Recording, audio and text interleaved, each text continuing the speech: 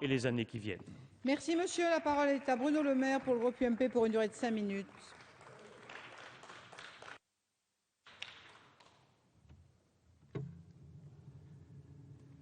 Madame la Présidente, Monsieur le Ministre du Budget, Mesdames et Messieurs les députés.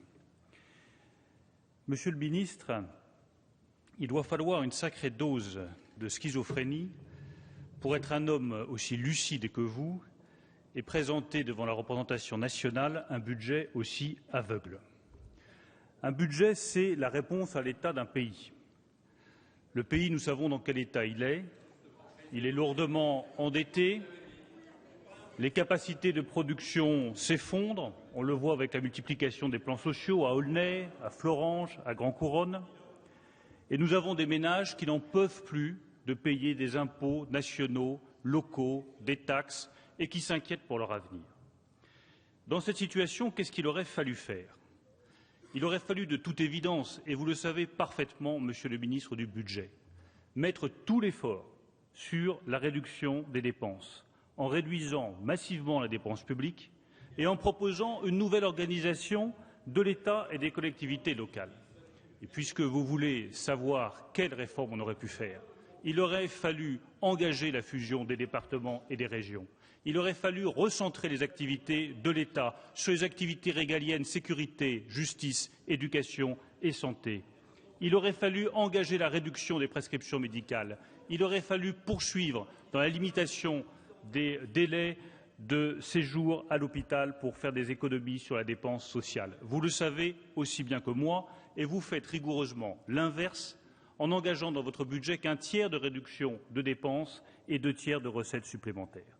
Alors je reconnais que vous avez le courage de vous attaquer à certaines niches, et vous faites bien. Je regrette simplement que vous ne soyez pas allé au bout de votre démarche et que vous ayez laissé intactes des niches aussi injustes que les déductions fiscales dans les DOM-TOM, ce qui fait que vous allez présenter aux Français un budget dans lequel on abaisse, par exemple, de 150 000 à 100 000 euros les transmissions de patrimoine libres de droit. Ce n'est pas les gens riches, ce n'est même pas les classes moyennes qui ont un patrimoine de 100 000 euros, c'est des gens modestes. Et en revanche, vous laissez la possibilité aux Français les plus riches d'aller acheter un yacht à Saint-Martin et à Saint-Barth et à déduire leur investissement de leur fiscalité. C'est 1,3 milliard de niches fiscales. Elles profitent à 95% aux 3% les plus riches des Français et vous n'avez pas osé y toucher. Vous n'avez pas le courage d'aller, Monsieur le ministre du Budget, jusqu'au bout de vos convictions. Où est la justice sociale dans un budget qui laisse intactes des niches aussi injustes?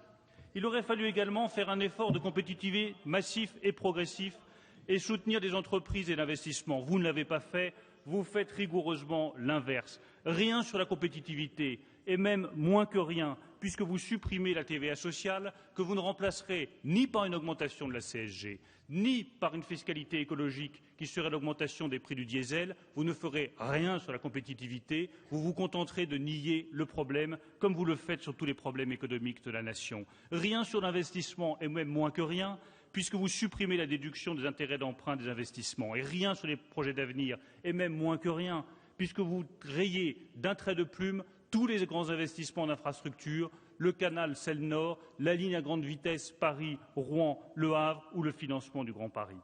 Il aurait fallu soutenir la consommation des ménages, vous faites rigoureusement l'inverse.